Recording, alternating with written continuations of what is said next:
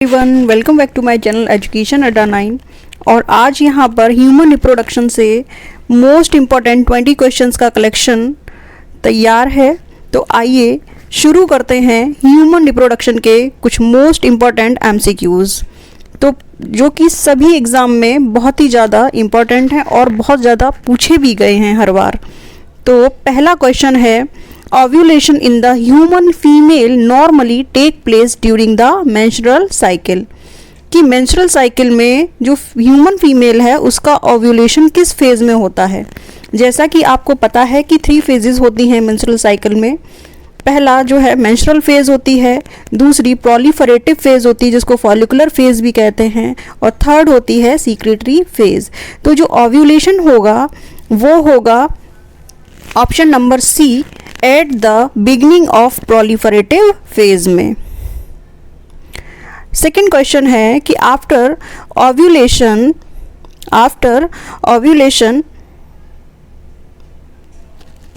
Graafian follicle regress into.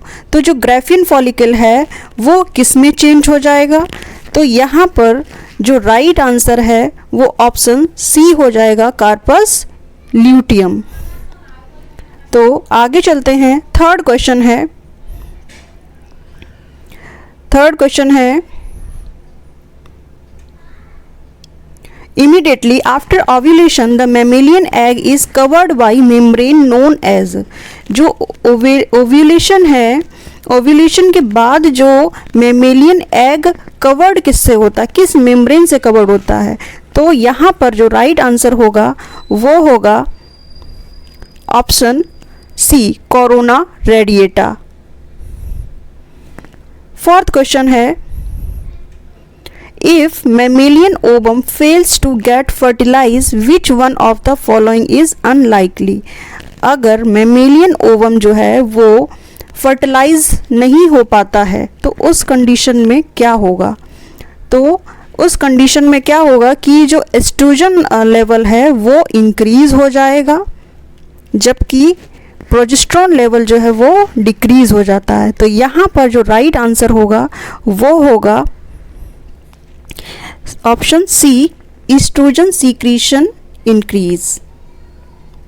आगे चलते हैं। Question number 5, which one of the following event is correctly match with the time period in a normal menstrual cycle. तो जो menstrual cycle है वो normally कितने days की होती है, मतलब कितने से कितने पीरियड तक की होती है। तो यहाँ पर जो राइट आंसर है वो हो जाएगा option B, endometrium regenerate 5 to 10 days. अगला क्वेश्चन है कि a reaction of granule content which harden the zona pellucida and ensure block the polyspermy. मतलब इसमें कौन सा ऐसा इवेंट है कि वो पॉलीस्पर्मी को ब्लॉक करता है, यानी कि सिर्फ अगर एक स्पर्म का उसका ओवम से फ्यूज़न होने के बाद फर्टिलाइजेशन होगा, जिससे कि जो अदर स्पर्म है वो उससे मतलब मीट ना कर पाए, तो पॉलीस्पर्मी को वो रोकेगा। ठीक है, तो ये जो इवेंट होता है वो पॉलीस्पर्मी होता है, यानी कि और जो बहुत सारे जो स्पर्म हैं वो मेट ना हो पाए, सिर्फ एक ही ओवम और स्पर्म का जो है फ्यूज़न हो।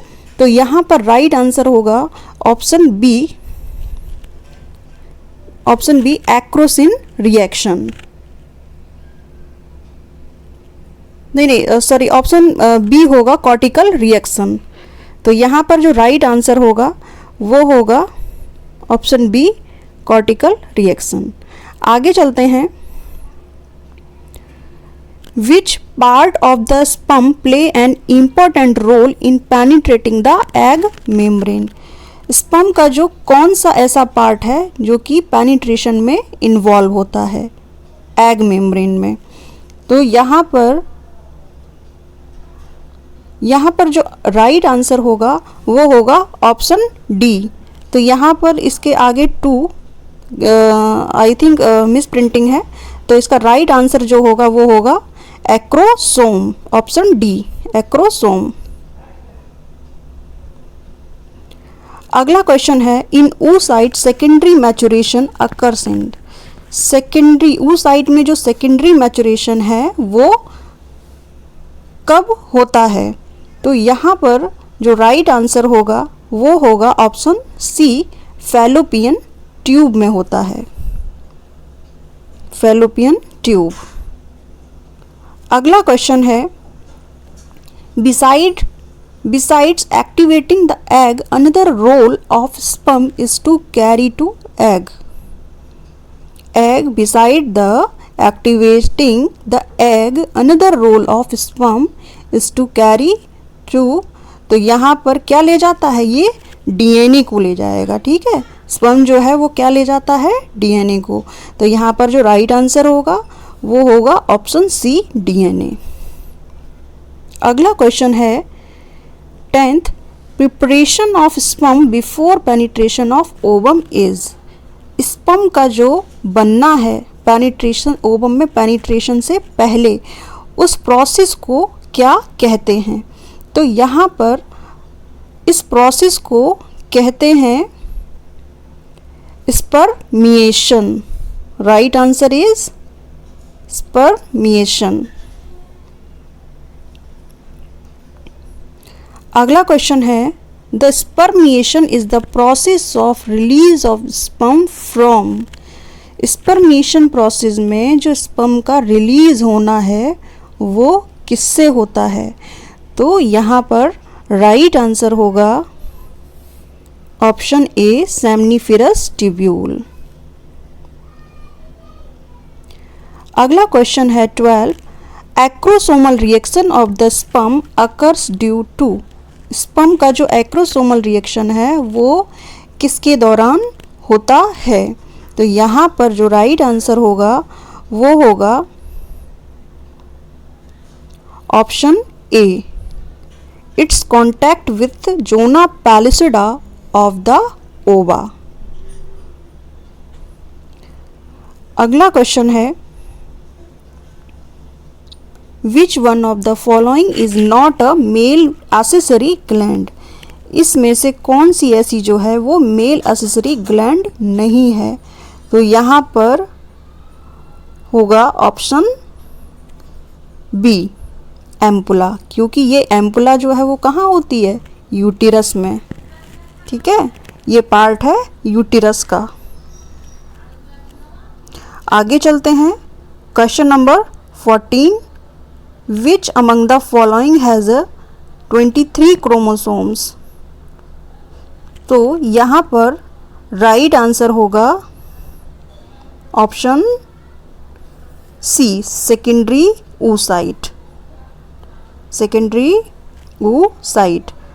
अगला क्वेश्चन है question number 15, which of the following hormone is not secreted by human placenta. ऐसा कौन सा हार्मोन है जो ह्यूमन